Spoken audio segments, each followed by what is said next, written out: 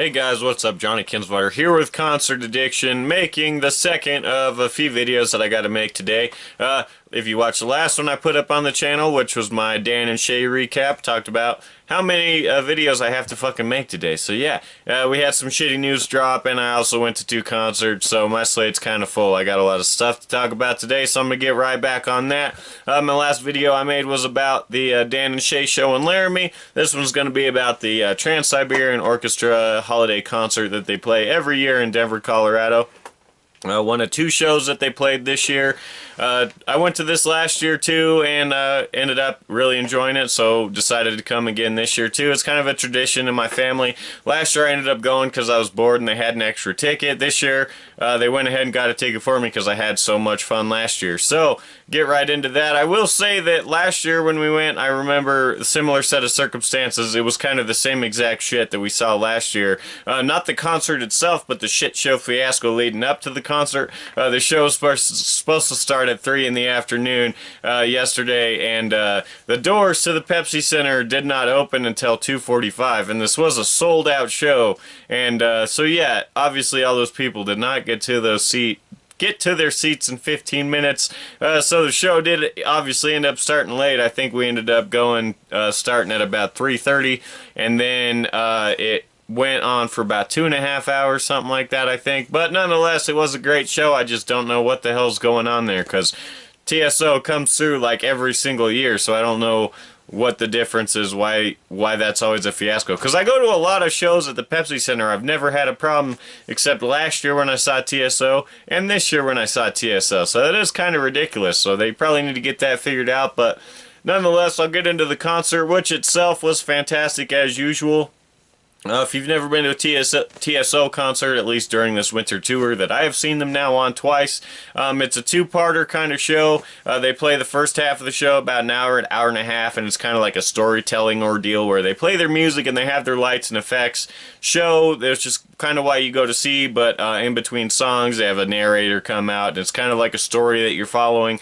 Even though it's kind of hard to follow, it doesn't make a whole lot of sense, but it doesn't matter because it's still entertaining. I do think though that part of the show is not really for me. Then that part kind of ends. They come out on stage, say a couple words, introduce everybody, and then they go into just like a full-on rock concert for like an hour where they continue to play their holiday music and stuff like that. But this part's really just where they showcase their talent, which they have a lot of. And like I said, there's a lot of people in this band, and none of these musicians are super well known like by name outside of TSO, but that doesn't mean that they're not world-class musicians. Obviously the best of the best is with this group, and what they do, their job is to bring us amazing music and showcase their talent, and they do that fantastically. And it's more than that, it's a concert experience too, because they don't have songs on the radio, and really besides their holiday stuff, they're not really known anyways.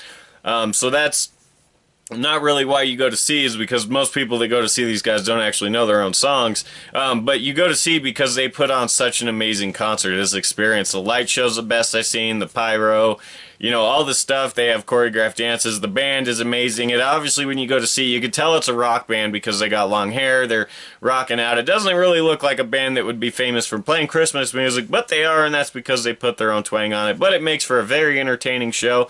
And just like last year, the stage setup on this, I think it's still probably the most expensive and elaborate stage and light show and all that I've ever seen at any concert. It's like, it could outpar probably, it was probably better than the Roger Waters Pink Floyd light show that I saw earlier this year. So that's really saying something, because that's what Pink Floyd's known for, is their laser lights and stuff like this. But I think even this blows us out of the water. Their stage goes all the way up into the stands on both sides of the arena with big screens in the background, a little thing up closer in the middle of the crowd that also shoots flames and has screens on it, laser lights all over the place. A real fun show, and like I said, the back half of the concert's really my kind of thing, because it's really just like an hour straight of just nothing but playing music. They do stop in between every song where they don't just stop, like the stage goes black, and I know that's because they're moving stuff around and rearranging stuff, because the whole band goes up on different platforms at different times and things like that, so they all have to be hooked to different stuff, and so I think they just shut the lights off so they can regroup for the next song. But usually, other concerts I've been to, bands don't usually stop in between each song. They usually play in between. But or they usually just play into another. But that doesn't really take away from it at all. It's still a fantastic show. It was a little somber this year, as we know that we said goodbye to Paul O'Neill, one of the founders and core members of TSO, passed away in April of this year.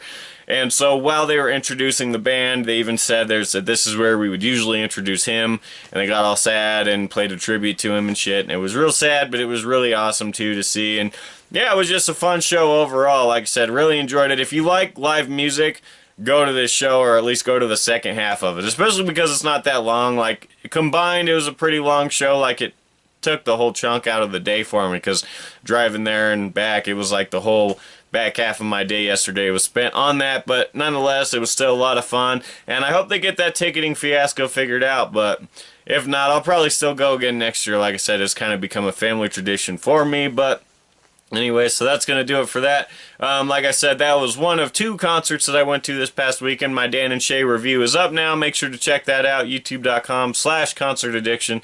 And also make sure to check out my Facebook page where I have some live video shot from this concert. Make sure to check that out, facebook.com/concertaddiction, and my website, concertaddiction.com, and never miss anything in the world of live music. Got a couple more videos, shitty videos coming out, so I'm glad I was able to do these recap ones, because these are pretty fun. But as we all know, yesterday Malcolm Young of AC/DC passed away at the age of 64, and I just got breaking news literally like 5 minutes ago that Mel Tillis, legendary country icon and father of Pam Tillis, has passed away. And so I will have a couple videos coming out here shortly addressing those tragedies. And so, as much as I'm not looking forward to that, make sure to check back on the channel and watch those videos when they come out. Until next time, thanks for watching. Bye.